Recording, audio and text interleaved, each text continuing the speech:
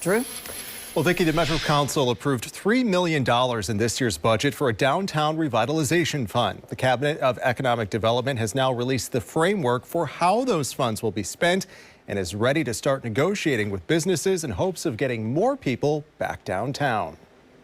Right now, Louisville's downtown office buildings are only roughly 75% occupied. Just a few short years ago, that number was closer to 90%.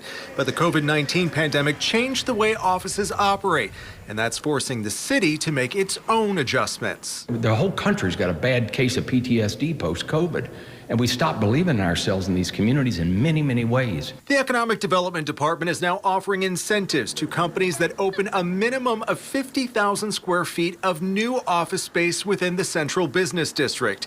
This includes up to $30 a square foot to help with the build-out of the space. Whenever you come into new space, you got to do tenant improvements, you got to move the drywall, you got to paint, you got to put down new carpet, and that sort of thing. Park is also offering discounted parking spaces for new downtown tenants who sign a minimum 60-month lease for 20,000 square feet of office space. Those tenants would receive an 80% discount on parking the first year that would decrease to the regular market rate over the course of 5 years. That kind of sweetening of the pot that really levels the playing field of what development costs, it really can mean a whole world of difference for downtown. Louisville Downtown Partnership Executive Director Rebecca Fleischaker says getting more feet on the street is crucial to improving the safety and vibrancy of downtown.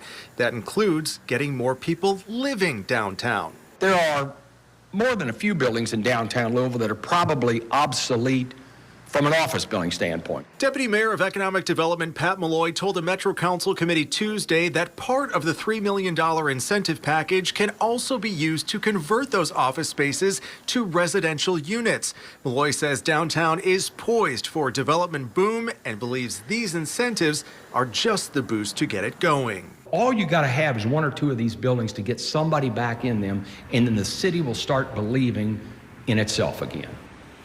Now, Deputy Mayor Malloy also told the council today Mayor Greenberg will release a new comprehensive strategic plan for economic development in mid-December, which will offer more detailed plans on how the city can jumpstart development not only downtown, but all across the metro.